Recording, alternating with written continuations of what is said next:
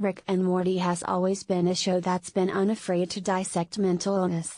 From Summer questioning her own mortality to Rick literally begging anyone to kill him so that he can escape his inner demons, this is a series that loves to sift through the bleak realities of depression and self-hatred.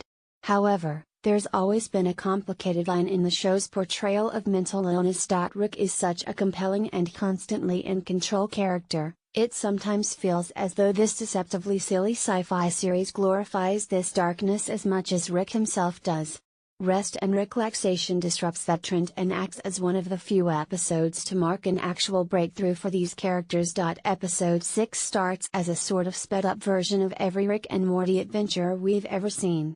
Rick, Justin Roiland, drags Morty, Roiland, out of school to go on a quick adventure. 6 days later, the duo barely escape an alien invasion and the explosion of a planet. It may have taken 3 seasons and countless sci-fi adventures, but Rick and Morty have finally reached their breaking point. While at an intergalactic day spa, they decide to try out a psychological detox, a procedure that removes all of the toxicity in a person, transforms that toxicity into its own slime-covered creature, and releases it into the slime-filled wild, leaving the original host stress-free. It's one of the series' coolest and most original ideas. Unsurprisingly, it's also where this adventure really takes off.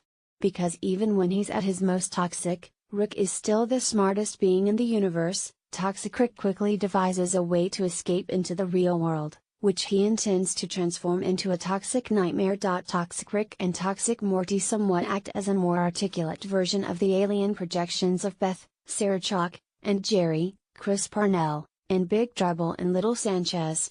Rick is the cruelest and most selfish we've ever seen him, and Morty is at his whiniest and most self-hating. However, whereas the other versions of Beth and Jerry were codependent to a fault, Toxic Rick seems dependent on Toxic Morty in a way that clearly doesn't seem reciprocated. That's an important detail, but what's most interesting about Rest and Relaxation is the way it imagines a healthy version of this intergenerational pair. The well-adjusted version of Rick watches as a old man version of a Stepford wife. He's just a little too composed and too polite by anyone's standards, especially normal Rick's. In one of the funniest moments of the episode, Rick actually apologizes for burping. Conversely, Morty's healthiest self is perfectly summed up by Rick as a tiny American psycho. He's just so aggressively positive. If Parks and Recreation's Chris Traeger, Rob Lowe, was more manic and 14 years old, that would be healthy Morty. It's a transformation that reveals how unhappy these two characters typically are. But more than that, Rest and Relaxation shows just how much this show depends on cruelty. The scenes where Rick and Morty are healthy aren't funny. They're certainly enjoyable and entertaining because viewers know they can't last long, but these aren't funny moments. Instead, most of the humor comes from Toxic Rick's no-holding-back verbal assaults and Toxic Morty's uncomfortably dark sense of self-disgust. Those are the funniest, most entertaining moments of the episode, and if you remove the show's stellar sci-fi sight gags, these types of moments are some of the funniest in the series. I don't know if that stands as a criticism of Dan Harmon and Justin Roiland's show or if it acts as commentary about how we as people do not like to watch healthy, happy characters, but it stings. Healthy Rick is finally able to use the only card up his sleeve, his unconditional love of Morty, to return to normal, but it takes a while to pull Morty away from his manic healthy high. Even the pleading of Jessica, Carey Walgren, doesn't bring Morty back.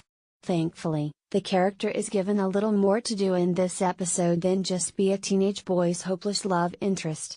Eventually Morty messes up, Rick is able to capture him with Voltron robots, and Morty is forcibly reintroduced to all of his old insecurities and doubts.